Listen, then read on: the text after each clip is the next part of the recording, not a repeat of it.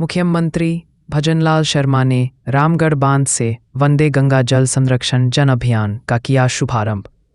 मुख्यमंत्री ने लगाया सिंदूर का पेड़, तुलसी के 1000 पौधे किए वितरित। जम्मा रामगढ़ प्रदेश के ऐतिहासिक जन स्रोतों में शामिल रामगढ़ बांध एक बार फिर चर्चा में है।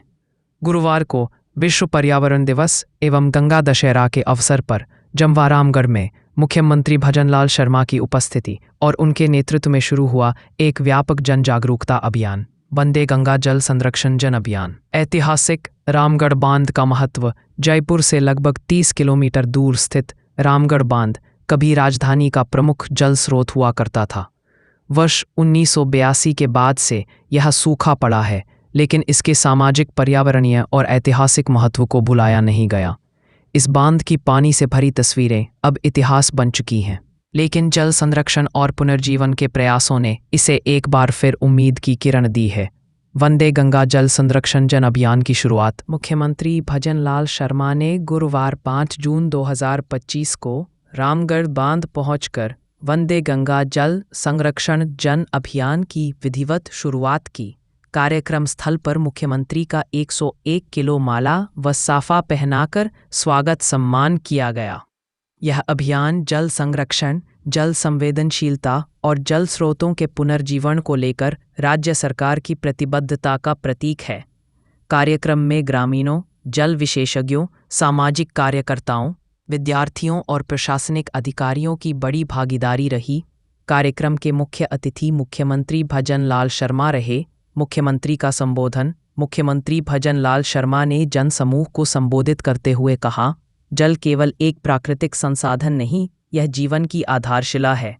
राजस्थान जैसे राज्य में, जहां जल संकट एक बड़ी चुनौती है, हमें अपने पारंपरिक जल स्रोतों को पुनर्जीवित करना होगा। वंदे गंगा जल संरक्षण जन अभियान इस दिशा में एक सार्थक कदम है। उन्होंने लोगों से अपील की कि वे जल के महत्व को समझें और इसका सदुपयोग करें। उन्होंने कहा कि जल संरक्षण अब केवल सरकारी जिम्मेदारी नहीं, यह एक जन आंदोलन बनना चाहिए। अभियान के प्रमुख उद्देश्य जल स्रोतों का पुनर्जीवन, खासकर परंपरागत जल संरचनाओं की मरम्मत और संरक्षण। जन जागरूकता, गांव-गांव जाकर लोगों को जल के महत्व और संरक्षण की तकनीकों की जानकारी देना। वृक्षारोपण, जल स्रोतों के किनारे पर्यावरण संरक्षण के लिए वृक्षारोपण को बढ़ावा देना। सामुदायिक भागीदारी, स्थानीय समाज को जल संरक्षण में सक्रिय रूप से शामिल करना। विशेषताएं और नवाचार अभियान में तकनीकी नवाचारों का भी सहारा लिया गया है। जल स्रोतों की GIS मैपिंग, ड्रोन से निगरानी, वर्षा जल संचयन मॉडल आदि को इस पहल का हिस्सा बनाया गया है। मुख्यमंत्री ने बताया कि प्रत्येक जिला प्रशासन को इस अभियान की रिपोर्टिंग और प्रभाव का मूल्यांकन करने के निर्देश दिए गए हैं। युवाओं और छात्रों की भूमिका। इस अवसर पर मुख्यमंत्री ने युवाओं और स्कूल कॉलेजों के छात्रों से विशेष रूप से आग्रह किया कि वे जल योद्धा बने।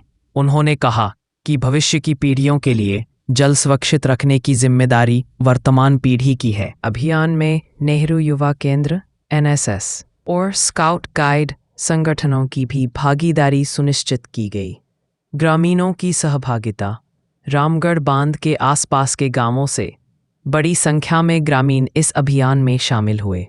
स्थानीय किसानों ने मुख्यमंत्री के सामने अपने विचार साझा किए और बताया कि किस प्रकार जल संकट ने उनकी खेती पर असर डाला है।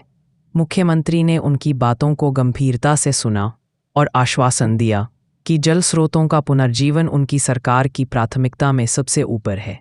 पर्यावरण और जल संरक्षण का आपसी संबंध। कार्यक्रम में पर्यावरणविदों ने भी अपने विचार साझा किए। उन्होंने कहा कि जल संरक्षण केवल सिंचाई या पीने के पानी तक सीमित नहीं है, बल्कि इसका सीधा संबंध पर्यावरणीय संतुलन, जैव विविधता और जलवायु परिवर्तन से है। रामगढ़ बांध जैसे जल स्रोतों के पुनर्जीवन से न केवल भूजल स्तर बढ़ेगा, बल्कि स्थानीय पारिस्थितिकी तंत्र भी सशक्त होगा। सांस्कृतिक कार्यक्रम और शपथ कार्यक्रम के अंत में जल संरक्षण पर आधारित सांस्कृतिक प्रस्तुतियां हुईं। हम प्रतिज्ञा करते हैं कि जल का दुरुपयोग नहीं करेंगे, जल स्रोतों को स्वच्छ और संरक्षित रखेंगे और हर संभव प्रयास से जल की हर बूंद बचाएंगे। भविष्य की योजनाएं वंदे गंगा जल संरक्षण जन अभियान केवल एक दिन का आयोजन नहीं, बल्कि यह पूरे राज्य में वर्ष भर चलने वाला कार्यक्रम है।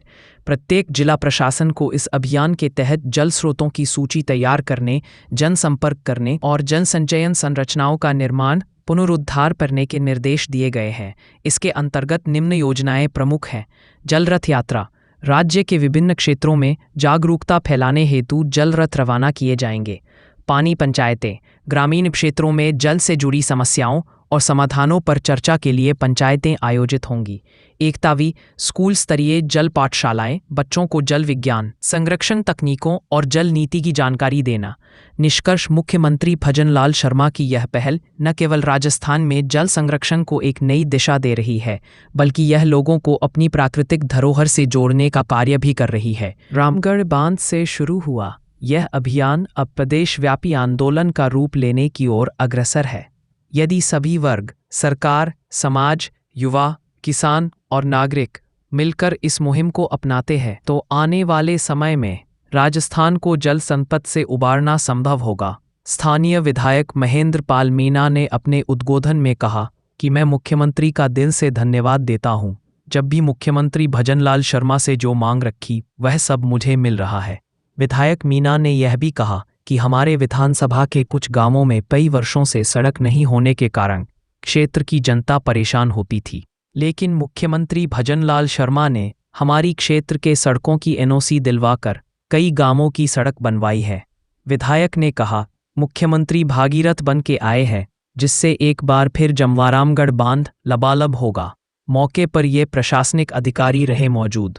जितेंद्र कुमार सोनी, जिला collector Jaipur, Ajay Pal Lamba, IG Jaipur range, Anand Sharma, SP Jaipur ग्रामीण, ललित मीणा, एसडीएम जमवारामगढ़, प्रदीप यादव, सीओ जमवारामगढ़। इस अवसर पर जयपुर ग्रामीण सांसद राव राजेंद्र सिंह, जयपुर शहर सांसद मंजू शर्मा, जल संसाधन मंत्री सुरेश रावत, जिला प्रमुख रमा चोपड़ा, बगरू विधायक कैलाश वर्मा, आमेर विधायक प्रशांत शर्मा, शाहपुरा विधायक मनीष यादव, हवा महल विधायक बालमुकुंदचार्य, किशनपोल विधायक आमिन कागजी, चाकसू विधायक रामवतार वैरवा सहित अन्य मौजूद रहे।